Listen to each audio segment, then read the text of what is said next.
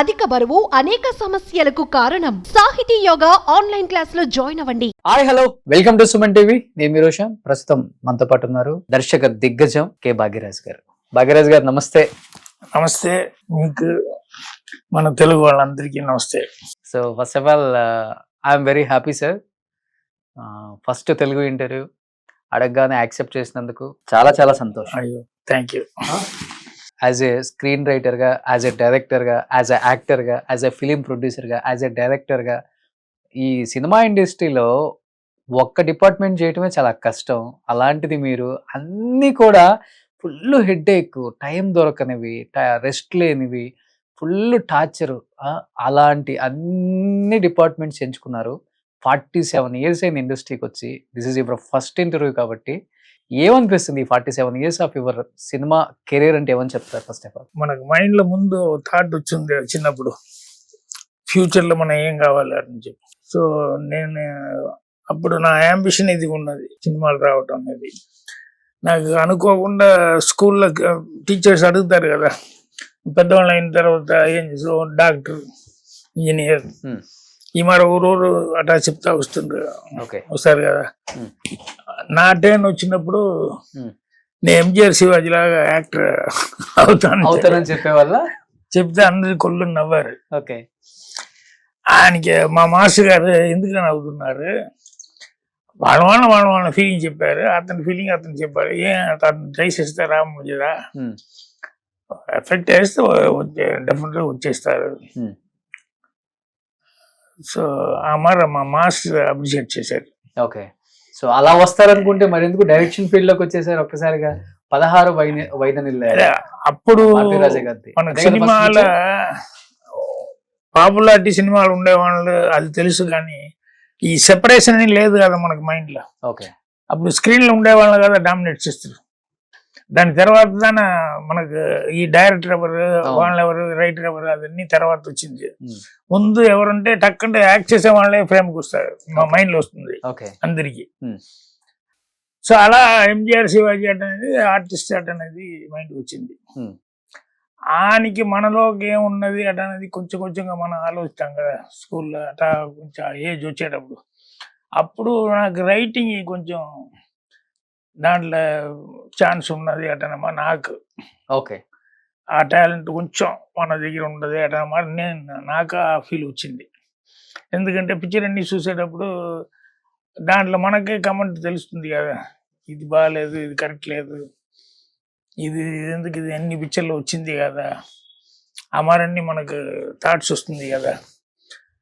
ఆ మార అలవాటు అయ్యేటప్పుడు అప్పుడు డైరెక్టర్ ఎవరు, రైటర్స్ ఎవరు, అవన్నీ కాల్కులేట్ చేశాను.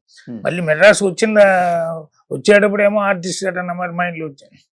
ఇక్కడ వచ్చిన తర్వాత తెలిసింది, ఇప్పుడు దేంట్లో వెళ్ళిన ఆర్టిస్ట్కి పనికిరాదని చెప్పి వదిలేసాం.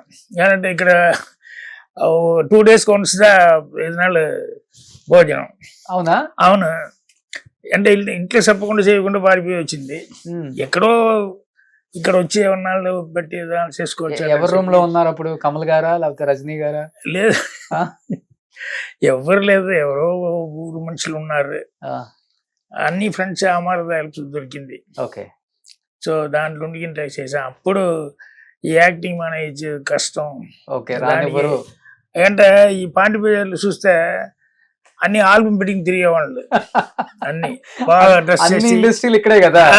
అప్పుడు అన్ని కలిసి ఉన్నది కాబట్టి అన్ని ఫొటోస్ తీసుకుని వాళ్ళ స్టైల్ గా మన కలర్ఫుల్ గా ఉంటుంది. వాళ్ళ దగ్గర ఆల్బమ్ అని చూసేటప్పుడు మనకు ఒక ఫోటో కూడా లేదు. ఆయనకి వాళ్ళని చూసేటప్పుడు వద్దు, మనం వేరే ట్రై చేయొచ్చు, ఆర్టిస్ట్ అనేది వద్దు. అప్పుడు ఏ డిపార్ట్మెంట్లో వెళ్తే కూడా సర్వీస్ అడుగుతారు, ఏ ఎక్స్పీరియన్స్, దీనికి ముందు ఎక్కడ వర్క్ చేశారు, ఎవరితో వర్క్ చేశారు, డైరెక్షన్కి వెళ్ళినా అదే అడుగుతున్నారు. యాక్టింగ్ వద్దని చెప్పి వదిలేసా. ఒక కెమెరా డిపార్ట్మెంట్కి వెళ్ళినా ముందు ఎక్కడన్నా వర్క్ చేసావా అని చెప్పి అమ్మారు అడుగుతారు కదా.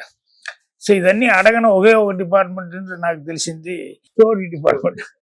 ఇప్పుడు మనం వెళ్ళి స్టోరీ చెప్పాలంటే ఎక్స్పీరియన్స్ అవన్నీ అడగరు.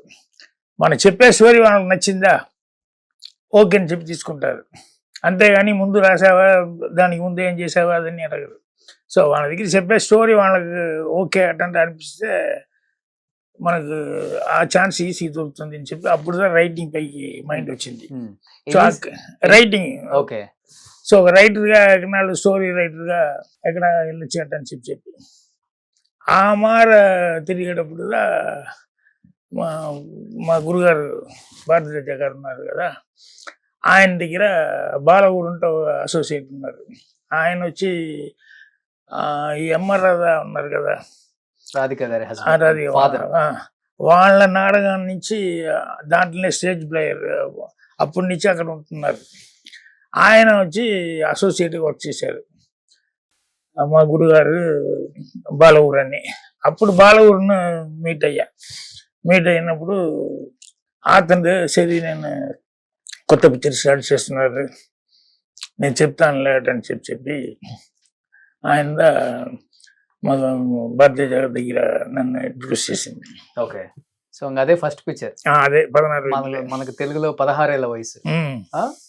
సో సాంగ్ గుర్తుందా సార్ మీకు? Super duper hit song. అది తమిళ్లో సెందూర పోవే అని వస్తుంది. మంచి రైటర్ కదా, ఒక 2 లైన్స్ పాడండి. అంత అవార్డు తీసిన సాంగ్. మా తెలుగులోనేమో సిరిమల్లె పువ్వా సిరిమల్లె పువ్వా చిన్నారి చిలకమ్మ, అదే సాంగ్. రాఘవేంద్రరావు గారు డైరెక్టర్ అక్కడ. ఇక్కడ ఆయన దానికి ముందే డైరెక్ట్ చేశారు కదా చాలా పిక్చర్స్ చేశారు ఆయన. మా గురువు గారికి అదే ఫస్ట్ పిక్చర్. నేను అసిస్టెంట్ డైరెక్టర్, నేను ఫస్ట్ టైం అసిస్టెంట్ డైరెక్టర్ ఆ పిక్చర్ 16 ఇక్కడ రీమేక్, ఇక్కడ పిక్చర్ అక్కడ రీమేక్ అయింది. ఇక్కడ కమల్ గారు శ్రీదేవి గారు చేశారు, అక్కడ చంద్రమోహన్ గారు శ్రీదేవి మోహన్ బాబు గారు చేశారు.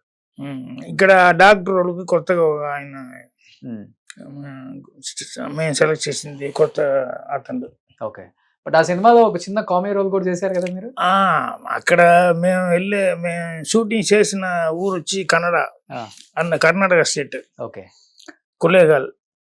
సో ఆ లాస్ట్ సీన్ చేసేటప్పుడు వైద్యుడిగా ఒక మనిషి కావాలి ఆ విలేజ్ దీనికి. నేను ఓ రోజుని అక్కడ వెతికితే లాంగ్వేజ్ వచ్చిన మనిషికి యాక్టింగ్ రాదు, యాక్ట్ చేసేవాడికి ఇది లాంగ్వేజ్ అది ప్రాబ్లం అవుతుంది. సో ఓ రోజున తీసుకొచ్చి మా డైరెక్టర్ మిగతా షాట్ అన్ని తీస్తూ ఉంటున్నారు. అప్పుడప్పుడు నన్ను చూస్తే నేను ఒకనాడు ట్రైనింగ్ చెప్పిస్తూ ఉంటుంటా. ఓకే. ఆయనకి అన్ని షాట్ అయిపోయింది. ఇప్పుడు వైద్యులు వచ్చి అది ఒకటే బ్యాలెన్స్. మా గురుగారు రే నువ్వు వెళ్ళి ఓల్డ్ మరి గెటప్ తీసుకుని వచ్చి నువ్వే యాక్సెస్ చేయాలి. ఓకే. సో మనలో ఆర్టిస్ట్ బయటకు వచ్చేసాడు ఇంకా. సో నేను ఓరోడికి నేను చెప్పించి వాళ్ళకి ట్రైనింగ్ చేసుకునేటప్పుడు చూసుకునే ఉండేసి కరెక్ట్ రావాలని చెప్పిన నువ్వే ఒక దోతి గట్టిగా వచ్చేయి, ఒక పని వేసిన ఏజ్ గెటప్ లాగా. ఓకే.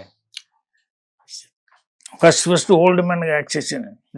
నా ఏజ్కి 24-25 అంతే కదా ఉంటుంది. ఓకే.